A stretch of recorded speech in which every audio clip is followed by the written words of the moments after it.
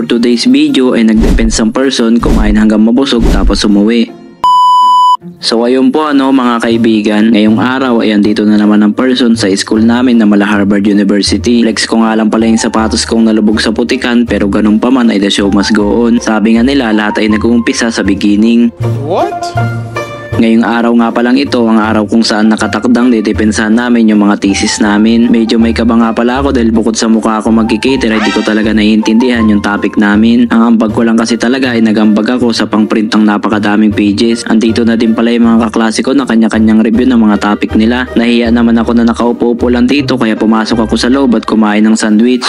Nang maubos ko na nga pala yung kinakain ko ay napagdesisyonan ko na magkunyaring nagre-review para di nakakahiya sa mga kagrupo ko.